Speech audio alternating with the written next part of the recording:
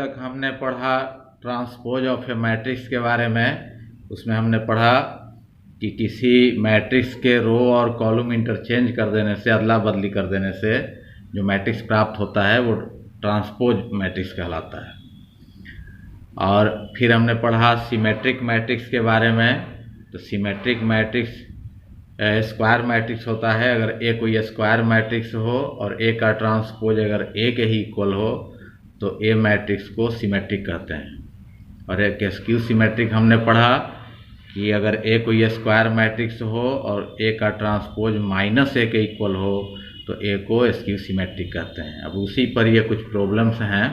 First problem है कि if A and B are symmetric matrices of same order, यदि A और B symmetric matrices हैं same order के, दोनों का ऑर्डर सेम है, then A B minus B A is a, यहाँ पर खाली जगह है, ब्लैंक है, मैट्रिक्स।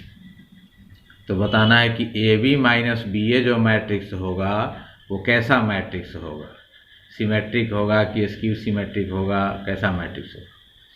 तो यहाँ से सॉल्यूशन लिखा गया कि A B minus B A को सी मान लिया, let C is equal to A B minus B A, और दोनों तरफ ट्रांसपोज लगा दिया। ये इधर सी का ट्रांसपोज, इधर होल ट्रांसपोज हो गया और ये उतर गया। इसके बाद ये ट्रांसपोज मैट्रिक्स का प्रॉपर्टी होता है कि ऐसे होल ट्रांसपोज रहेगा तो बीच में प्लस हो या माइनस हो तो दोनों पर ये डिस्ट्रीब्यूट हो जाएगा। तो ये transpose A B whole dash हो गया, यहाँ माइनस उतर गया, फिर बी ए पर भी होल डैश हो गया, मतलब बी ए का भी ट्रांसपोज हो गया, यहाँ ए बी का भी ट्रांसपोज हो गया, तो ये डिस्ट्रीब्यूट हो जाता है। ये प्रॉपर्टी है, यहाँ माइनस की जगह प्लस रहे तब भी ऐसा होता है। इसके बाद ये उतर गया इधर और यहाँ देखते हैं कि ये जब होल डैश ये ब्रैकेट टूटेगा तो ये ट्रांसपोज दोनों पर होगा, लेकिन रिवर्स हो जाएगा, जो पीछे है वो आगे हो जाएगा, जो आगे है पीछे हो जाएगा। तो बी का ट्रांसपोज आगे हो जाएगा और ए का ट्रांसपोज पीछे हो जाएगा, बी डैश इंटू ए डैश। और यहाँ भी उसी तरह होगा कि ए पीछे है तो उसका ट्रांसपोज आगे और बी आगे है तो उसका ट्रांसपोज पीछे, A dash into B dash. इसको रिवर्सल रूल कहा जाता है। अब since A and B are symmetric matrices, ये दिया हुआ है कि A B are symmetric matrices, तो ए जब सिमेट्रिक मैट्रिक्स है तो ए का ट्रांसपोज ए के ही इक्वल होगा, क्योंकि यही डेफिनेशन है। और बी भी सिमेट्रिक मैट्रिक्स है तो बी का ट्रांसपोज बी के ही इक्वल होगा।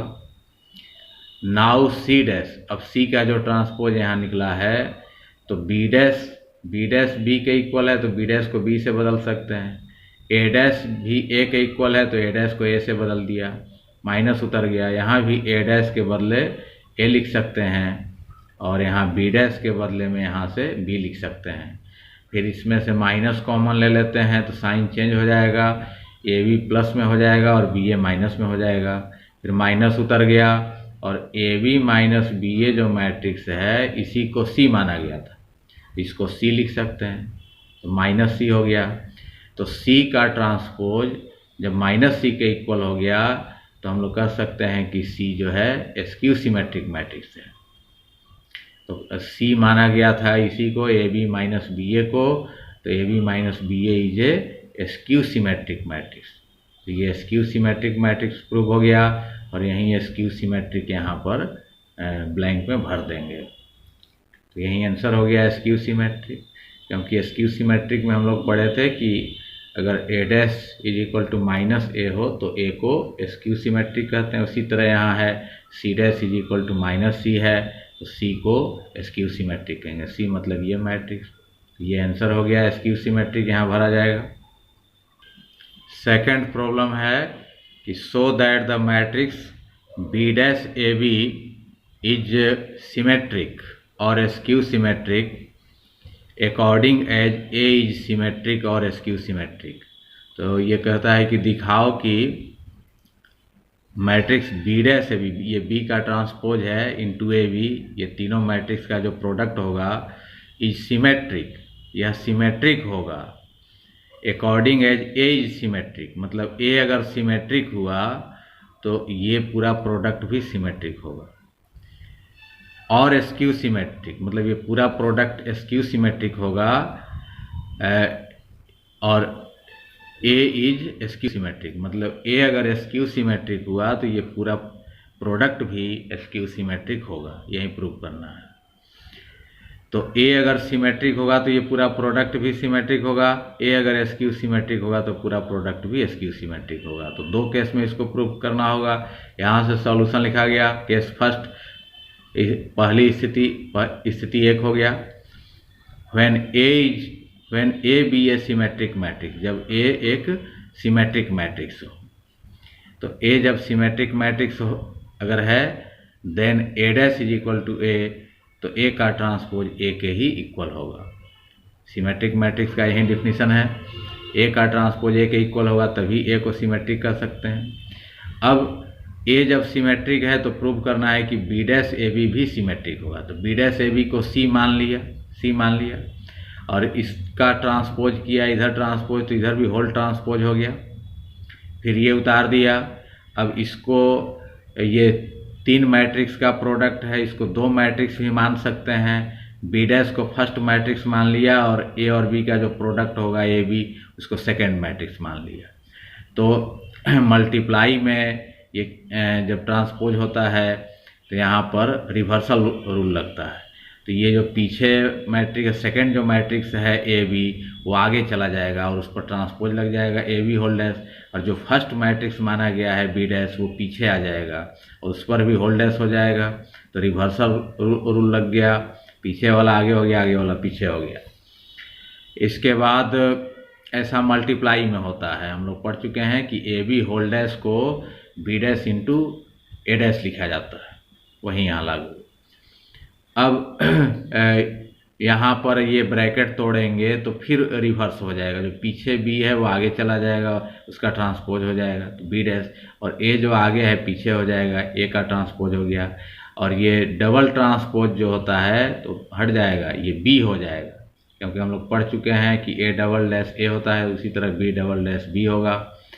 और बी डैश उतर गया और ए डैश जो है, मतलब ए का ट्रांसपोज यहाँ पर ए के इक्वल है, यहाँ ए डैश को ए से बदल सकते हैं, ए डैश को ए से बदल दिया तो आ गया बी डैश ए बी, और बी डैश ए बी जो है उसी को सी माना गया है, तो यहाँ सी लिख दिया। तो ये प्रूव हो गया कि सी का ट्रांसपोज जो है सी के इक्वल है। तो जैसे ए का ट्रांसपोज ए के इक्वल होने पर ए सिमेट्रिक हुआ, उसी तरह सी का ट्रांसपोज जब सी के इक्वल है तो सी भी सिमेट्रिक मैट्रिक्स हो गया।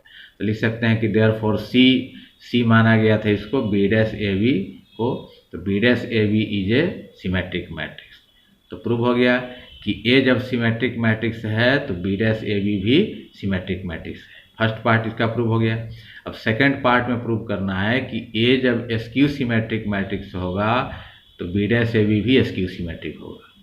तो केस सेकंड में लिखा गया कि when A be a skew symmetric matrix, जब ए स्क्यू सिमेट्रिक मैट्रिक्स हो तो A dash is equal to minus A होगा स्क्यू सिमेट्रिक में।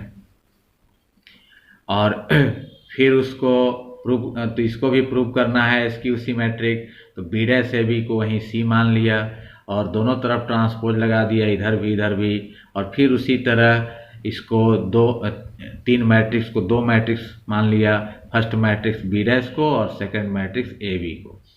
तो जब होल डैश यहाँ बीच में मल्टीप्लाई है तो होल डैश टूटेगा तो ये पीछे वाला आगे हो गया, ए बी होल डैश आगे हो गया और आगे जो है बी डैश वो पीछे हो गया, उस पर भी फिर ट्रांसपोज लग गया, रिवर्सल रूल लग गया।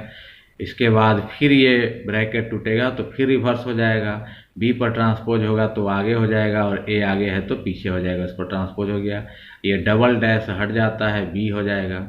इसके बाद ये बी डैश उतर गया और A dash is equal to, इसमें है इस केस में A dash is equal to minus A, तो ए डैश को बदल दिया माइनस ए से, बी उतर गया। अब यहाँ पर प्लस माइनस माइनस आगे हो जाएगा, बी डैश ए बी हो गया और माइनस उतर गया और बी डैश ए बी को ही सी माना गया है तो इसको सी लिखा गया। तो प्रूव हो गया कि सी का ट्रांसपोज माइनस सी के इक्वल है। तो जब ए का ट्रांसपोज माइनस ए के इक्वल हो तो ए को स्क्यू सिमेट्रिक कहते हैं, उसी तरह सी का ट्रांसपोज जब माइनस सी के इक्वल है तो सी को स्क्यू सिमेट्रिक कहेंगे। और सी क्या है? सी यही मैट्रिक्स है बी डैश ए बी, तो therefore C is equal to B dash A B is a skew symmetric matrix. तो ए को स्क्यू सिमेट्रिक मैट्रिक्स मानने पर प्रूव हो जाता है कि बी डैश ए बी भी स्क्यू सिमेट्रिक है, और ए को सिमेट्रिक मानने से प्रूव हो जाता है कि बी डैश ए बी एक सिमेट्रिक मैट्रिक्स है। यही प्रूव करना था, प्रूव हो गया। थर्ड प्रॉब्लम है कि if the matrix A is both symmetric and skew symmetric, यदि मैट्रिक्स ए सिमेट्रिक भी हो और स्क्यू सिमेट्रिक दोनों हो, then A is a blank है मैट्रिक्स, तो बताना है कि ए कैसा मैट्रिक्स है। तो ए मैट्रिक्स सिमेट्रिक भी है और स्क्यू सिमेट्रिक भी है, तो ए कैसा मैट्रिक्स होगा। तो यहाँ पर सॉल्यूशन लिखा गया कि A is a symmetric matrix. A symmetric matrix दिया हुआ है, सिमेट्रिक मैट्रिक्स है तो A dash is equal to A होगा, ए का ट्रांसपोज ए के ही इक्वल होगा सिमेट्रिक मैट्रिक्स के डिफिनीशन से। फर्स्ट इक्वेशन हो गया। A is a skew symmetric matrix, यह भी दिया हुआ है कि ए सिमेट्रिक भी है और स्क्यू सिमेट्रिक भी है। तो ए जब स्क्यू सिमेट्रिक मैट्रिक्स है तो स्क्यू सिमेट्रिक मैट्रिक्स के डिफिनीशन से ए का ट्रांसपोज माइनस ए के इक्वल होगा। इसके बाद ए का ट्रांसपोज यहाँ प्रूव हो चुका है कि ए के इक्वल है, तो ए का ट्रांसपोज जो है ए डैश के बदले ए लिख सकते हैं, ए डैश के बदले ए लिख दिया, इधर माइनस से उतर गया और ये लिखा गया फ्रॉम फर्स्ट इक्वेशन से। माइनस से इधर आकर प्लस ए हो गया और ए ऐड होकर 2a हो गया, फिर 2 जाकर इधर जीरो मैट्रिक्स हो गया, तो 2 जाकर इधर डिवाइड होगा, मतलब 1/2 से जीरो मैट्रिक्स में मल्टीप्लाई होगा तो जीरो ही मैट्रिक्स होगा। तो ए यहाँ पर प्रूव हो गया कि ए जो है वो जीरो मैट्रिक्स है, तो hence A is A zero matrix. अतः ए जीरो मैट्रिक्स है तो वहाँ ब्लैंक में भर देंगे जीरो, ए जीरो मैट्रिक्स है। तो जीरो मैट्रिक्स जो होता है वो दोनों होता है, सिमेट्रिक भी उसको कह सकते हैं और स्क्यू सिमेट्रिक भी कह सकते हैं। फोर्थ प्रॉब्लम है कि if A and B are symmetric matrices of same order, यदि ए और बी सिमेट्रिक मैट्रिसेज हो, दोनों सेम ऑर्डर, दोनों का ऑर्डर भी सेम हो, then so that A B is symmetric, तो कहता है कि दिखाओ कि ए बी सिमेट्रिक है, ए और बी का प्रोडक्ट जो मैट्रिक्स बनेगा वो सिमेट्रिक है। इफ एंड ओनली इफ, यदि और केवल यदि A B is equal to B A, ये A B is equal to B A हो। तो इसका मतलब इफ एंड ओनली इफ जो दिया हुआ है, इसका मतलब हुआ कि इससे पहले वाला स्टेटमेंट अगर ट्रू है तो बाद वाला भी ट्रू होगा। मतलब ए बी अगर सिमेट्रिक मैट्रिक्स माना जाए तो A B is equal to B A भी होगा, ट्रू होगा। और ये सेकंड स्टेटमेंट अगर बाद वाला अगर ट्रू है तो इसके पहले वाला भी ट्रू होगा। मतलब ए बी अगर बी ए के इक्वल होगा तो ए बी एक सिमेट्रिक मैट्रिक्स होगा। तो इसको दो केस में प्रूव करना होगा। यहाँ से सॉल्यूशन लिखा गया कि A and B are symmetric matrices. ये दिया हुआ है कि ए और बी सिमेट्रिक मैट्रिसेज हैं, तो ए जब सिमेट्रिक मैट्रिक्स है तो ए का ट्रांसपोज ए के इक्वल होगा, बी जब सिमेट्रिक है तो बी का ट्रांसपोज बी के इक्वल होगा सिमेट्रिक मैट्रिक्स के डिफिनीशन से।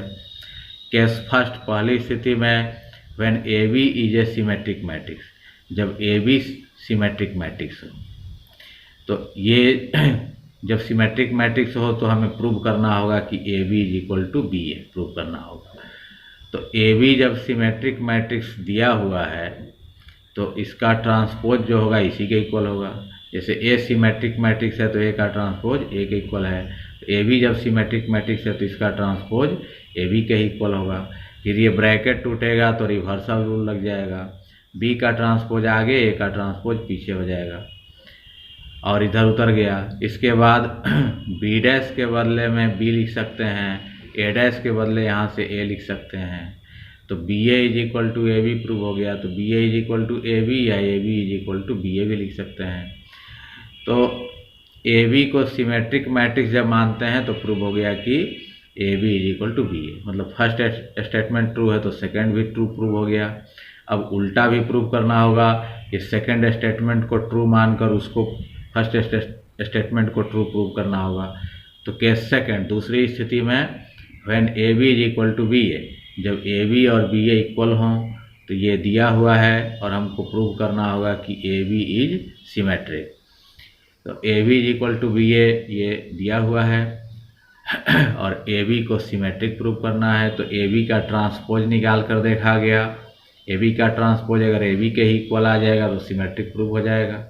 तो यहाँ रिवर्सल रूल लग गया, ये बी डैश आगे हो जाएगा, ए डैश पीछे हो जाएगा।